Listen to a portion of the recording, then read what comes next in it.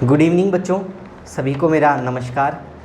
तो बच्चों, जैसा आप सभी जानते हैं कि हमने हरियाणा जीके की लगातार क्लास स्टार्ट कर रखी है और उसमें हम 7 क्लास कर चुके हैं पहले।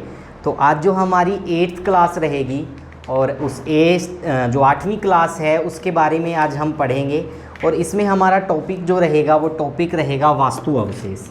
ठीक है, तो बच्चों देखो, सबसे पहले हम देखते हैं कि वास्तु अवशेष होता क्या है।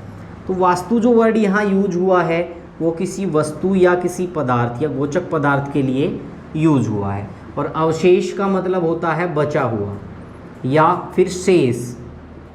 ठीक है, तो देखो, कोई भी वस्तु, पदार्थ या अंग कह सकें, अंग यहाँ पर कंकाल के रूप में प्रयोग होगा। तो कोई भी वस्तु, पदार्थ, कंकाल जो बचा हुआ है यानी प्राचीन समय का है और वर्तमान तक भी शेष है या बचा हुआ है, या उनको हम क्या बोलते हैं, वास्तु अवशेष। यही पुरातत्व अवशेष होते हैं। इसमें मुख्यतः सिक्के या फिर जो भी हमारे स्थल होते हैं, प्राचीन स्थल, वो आते हैं सारे के सारे, अभिलेख आते हैं, मूर्तियाँ आती हैं। तो इसमें हम सिक्कों के बारे में पढ़ चुके हैं पहले, अभिलेख के बारे में पढ़ चुके हैं पहले, हरियाणा से प्राप्त अभिलेख हम टॉपिक कर चुके हैं और एक इससे अलग हम कर चुके हैं मूर्तियों के बारे में। तो बच्चों, अब जो पॉइंट बच गए हैं, शेष हैं, उनको हम पढ़ेंगे वास्तु अवशेष, जो हमने टॉपिक का नाम दिया है उसके अंदर। ठीक है, तो बच्चों अब देखते हैं इसमें क्या क्या फैक्ट बचे हुए हैं। यहाँ से देखो बच्चों, सीधा सा और डायरेक्ट क्वेश्चन पूछा जाता है। बहुत बार एग्जाम में ऐसे ऐसे क्वेश्चन आए हैं, जैसे कि हल्का टेराकोटा कहाँ से प्राप्त हुआ है, 2 मरण मूर्तियाँ कहाँ से प्राप्त हुई है, कहाँ से चांदी का मुकुट प्राप्त हुआ है। तो ऐसे ही क्वेश्चन आज हम इस वास्तु अवशेष में डिस्कस करेंगे। तो बच्चों, सबसे पहला जो पॉइंट है वो मैं करवाने जा रहा हूँ। तो सबसे पहले आप अपनी कॉपी पेन उठाइए और साथ के साथ इनको नोट करना शुरू कर दीजिए। तो बच्चे, जो हमारा पहला पॉइंट है कि हरियाणा में एकमात्र स्थान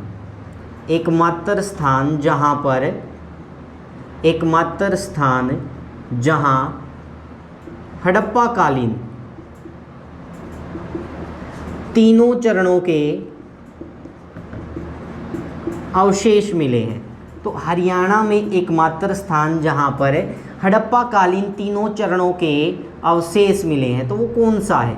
तो बच्चों, इसका आंसर जो हमारा रहेगा वो रहेगा राखीगढ़ी। क्या रहेगा? राखीगढ़ी। और ये कहाँ पड़ता है राखीगढ़ी? ये हिसार डिस्ट्रिक्ट में पड़ता है। तो बच्चों, जो राखीगढ़ी से रिलेटेड फैक्ट हैं वो मैं आपको बता देता हूँ। एक दो और इम्पोर्टेंट फैक्ट हैं। पीछे जो अभी कुछ समय पहले की ही बात है, राखीगढ़ी से एक लगभग 4500 या 5000 वर्ष पुराना, कितने वर्ष पुराना? 5000 वर्ष पुराना एक कब्रिस्तान या फिर एक कंकाल तंत्र प्राप्त हुआ है। और वो किसका है? वो ऐसा माना गया है वो किसी प्रेमी जोड़े का है या फिर किसी पति पत्नी का है, यानी उसमें महिला और पुरुष एक साथ दफनाए गए हैं। तो वो कहाँ से मिला है? राखीगढ़ी से मिला है। तो बच्चों, एक हड़प्पा सभ्यता का HSSC अब तक किसको सबसे बड़ा स्थल मानती है? तो HSSC के अनुसार हड़प्पा सभ्यता का सबसे बड़ा स्थल कौन सा है? राखीगढ़ी है। तो बच्चों, कौन सा है? राखीगढ़ी। सेकंड नंबर वाला सबसे बड़ा कौन सा है? दक्षखेड़ा, जो HAU के एग्जाम में भी पूछा गया था कि हड़प्पा सभ्यता का दूसरा सबसे बड़ा प्राचीन स्थल कौन सा है? तो बच्चों, वो कौन सा? दक्षखेड़ा। ये फरमाना दक्षखेड़ा का ही नाम है। ठीक है, तो ये थे हमारे राखीगढ़ी से रिलेटेड फैक्ट। तो बच्चों, इसके बाद जो एग्जाम में पूछा गया, एग्जाम में एक क्वेश्चन आया था कि श्लोकांकित रामायण हरियाणा में कहाँ से मिली है? तो देखो बच्चों, श्लोकांकित रामायण। तो बच्चों, फटाफट इसका आंसर बताइए मेरे को, क्या रहेगा? तो श्लोकांकित रामायण जो है बच्चों, हरियाणा में मिली है नचारखेड़ा से। और नचारखेड़ा किस में पड़ता है? ये पड़ता है जींद के अंदर। किस डिस्ट्रिक्ट में पड़ता है? जींद के अंदर। ठीक है, जींद को जयंतीपुरी भी कहा जाता है। इसके अतिरिक्त देखो बच्चों, एक क्वेश्चन आया था, 1200 यूनानी बैक्टीरियाई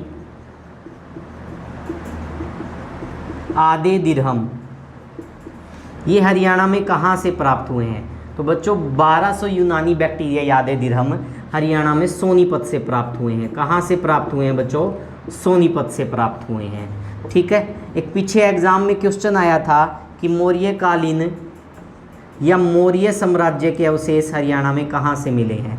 तो जो मौर्य साम्राज्य के अवशेष है हरियाणा में पोलड़ ग्राम से मिले हैं। कौन से ग्राम से मिले हैं? पोलड़ ग्राम से। और ये पोलड़ ग्राम कहाँ है? कैथल के अंदर है। ठीक है, इम्पोर्टेंट क्वेश्चन है, डायरेक्ट भी पूछ सकते हैं कि पोलड़ ग्राम का संबंध हरियाणा के किस डिस्ट्रिक्ट से है, तो किससे?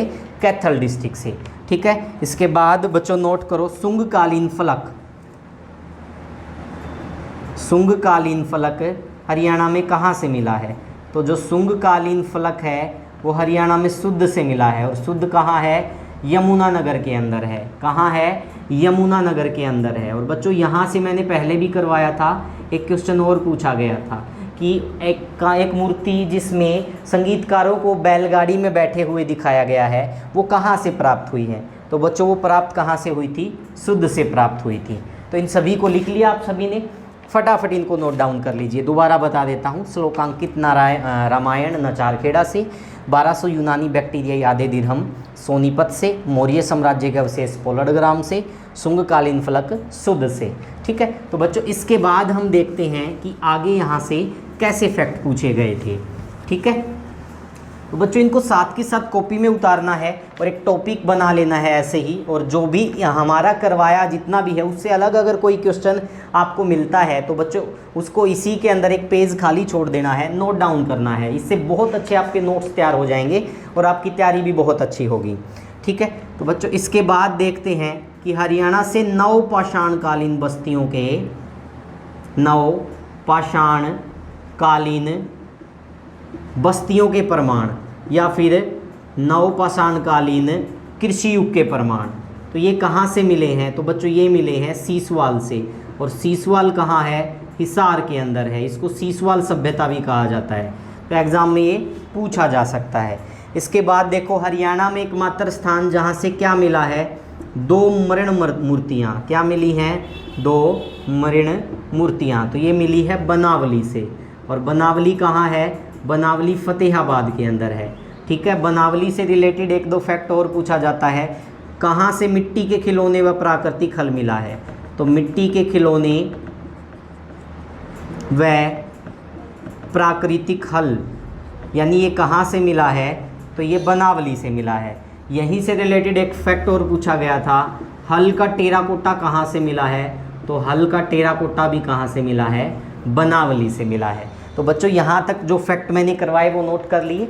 ठीक है, तो बच्चों आगे चलते हैं, आगे देखते हैं कि इस जो टॉपिक से रिलेटेड इम्पोर्टेंट क्वेश्चन पेंडिंग है वो आगे हम करते हैं।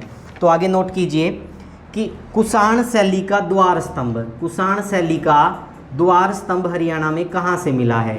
कुषाण शैली का द्वार स्तंभ, तो कुषाण शैली का जो द्वार स्तंभ है बच्चों वो हरियाणा में मिला है रोहतक से। कहाँ से मिला है? वो रोहतक से मिला है। ठीक है, तो बच्चों विचित्र प्रकार की एक ईंट है वो हरियाणा में कहाँ से मिली है? जो विचित्र प्रकार की जो ईंट है बच्चों वो हरियाणा में दौलतपुर से मिली है। पूछा गया था एग्ज़ाम में कि हरियाणा से मिट्टी की मोहरें व विचित्र प्रकार की ईंट कहाँ से मिली है? तो वो दौलतपुर से मिली है। और ये दौलतपुर किस ज़िले में है? कुरुक्षेत्र ज़िले में है। तो बच्चों ये कहाँ है? कुरुक्षेत्र ज़िले में। इसके बाद देखो 4000 वर्ष पुरानी दीवार, तो बच्चों 4000 वर्ष पुरानी दीवार कहाँ से मिली है? तो 4000 वर्ष पुरानी जो दीवार है बच्चों वो मिली है जींद के इटल कला से। कहाँ से मिली है? इटल कला से। और ये इटल कला कहाँ पड़ता है? जींद के अंदर पड़ता है। कहाँ पड़ता है? ये जींद के अंदर पड़ता है। ठीक है, तो इसके बाद आगे नोट कीजिए, यहाँ तक जो फैक्ट है सारे के सारे मोस्ट इंपॉर्टेंट हैं और मोस्टली एग्जाम में पूछे जा चुके हैं, तो इनको अच्छे से नोट डाउन करना है। ठीक है, इसके बाद है कुषाण स्तूप। हरियाणा से कहाँ से कुषाण स्तूप मिला है? तो हरियाणा से जो कुषाण स्तूप है वो मिला है असंध से। कहाँ से मिला है? असंध से। ठीक है, इसके बाद देखो अकबर की टकसाल हरियाणा में कहाँ से मिली है? अकबर की टकसाल बच्चों मैंने सिक्कों के दौरान जो मैं टॉपिक करा था उसमें बताया था कि अकबर के समय में जलाली सिक्के कहाँ गढ़े जाते थे, तो उसका आंसर क्या था? नारनौल। तो इसका मतलब नारनौल में क्या थी? अकबर द्वारा निर्मित एक टकसाल थी, यानी अकबर के द्वारा ही जलाली सिक्के चलाए गए थे। ठीक है, इसके बाद आता है जयपुर की टकसाल, कि हरियाणा में जयपुर राज्य की टकसाल कहाँ स्थित थी? जयपुर राज्य की टकसाल। तो ये हरियाणा में कहाँ स्थित थी? लोहारू में। कहाँ स्थित थी ये? लोहारू में। इसके बाद बच्चों नोट करो, मौर्यकालीन स्तूप व अवशेष। मौर्यकालीन स्तूप व अवशेष हरियाणा में कहाँ से मिले हैं? तो मौर्यकालीन स्तूप व जो अवशेष है हरियाणा में फतेहाबाद व हिसार से मिले हैं। कहाँ से मिले हैं? फतेहाबाद व हिसार से मिले हैं। हरियाणा में ब्रिटिश राज्य की घुड़साल कहाँ हुआ करती थी? तो ब्रिटिश राज्य की घुड़साल, हरियाणा में ब्रिटिश राज्य की जो घुड़साल थी वो कहाँ हुआ करती थी? वो हुआ करती थी अम्बाला में। कहाँ होती थी वो? अम्बाला में। ठीक है, तो यहाँ तक बच्चों सारी चीज़ें क्लियर है, कोई दिक्कत? ठीक है बच्चों, आगे हम नोट देखते हैं कि इसके बाद जो इस टॉपिक के फैक्ट बचते हैं उनको हम फटाफट कवर करते हैं। तो बच्चों इसके बाद जो है एग्ज़ाम में पूछा गया महाभारत कालीन मिट्टी के बर्तन। महाभारत कालीन मिट्टी के बर्तन हरियाणा में कहाँ से मिले हैं? तो महाभारत कालीन मिट्टी के जो बर्तन है हरियाणा में खेड़ी गुज्जर से मिले हैं। और ये खेड़ी गुज्जर कहाँ है? ये सोनीपत के अंदर है। ये कहाँ है? सोनीपत ज़िले के अंदर है। ठीक है, इसके बाद का जो फैक्ट है इम्पोर्टेंट है, बुक्स वगैरह में नहीं मिलेगा, इसको अच्छे से नोट डाउन करना है। तो बच्चों देखो, मथुरा कला के प्रभाव वाली, मथुरा कला के प्रभाव वाली शुंग व कुषाण काल की, शुंग व कुषाण काल की लाल पत्थर से बनी मूर्तियाँ, लाल पत्थर से बनी मूर्तियाँ, तो ये कहाँ से प्राप्त हुई हैं? ठीक है, तो ये प्राप्त हुई है, फटाफट इनको नोट कीजिए। सोंत, सोंत पड़ता है फरीदाबाद के अंदर। ठीक है, किसके अंदर पड़ता है? ये फरीदाबाद के अंदर। सांघेल ये पड़ता है गुरुग्राम के अंदर। ठीक है, और इसके अतिरिक्त है खोखरा कोट, खोखरा कोट पड़ता है रोहतक के अंदर। ठीक है, तो बच्चों ये थे हमारे वास्तु अवशेष के इम्पोर्टेंट फैक्ट्स। अब वास्तु अवशेष में हमने किए हैं सिक्के, मूर्तियाँ, और इसके अतिरिक्त हमने किया है सारे के सारे अभिलेख और ये बचे हुए फैक्ट्स। तो बच्चों अब आपको इनके ऊपर जितने भी इस वास्तु अवशेष से रिलेटेड हरियाणा जीके के क्वेश्चन बनते हैं उनकी प्रैक्टिस करनी है, अब जाके वो एमसीक्यू आपके काम आएंगे। तो बच्चों इनको बहुत अच्छे से लिखना है, याद करना है, और जो भी इनसे बाहर या अलग कोई फैक्ट मिलता है वो यहीं इसी टॉपिक में ऐड कर देना है। ठीक है, तो बच्चों आज के लिए हमारा जो क्लास का टॉपिक था वो इतना ही था। इसके बाद का जो टॉपिक है हम कल आपके सामने फिर से हाजिर होंगे। तब तक आप हमारे चैनल को सब्सक्राइब कर दीजिए और हमारे साथ जुड़े रहिए।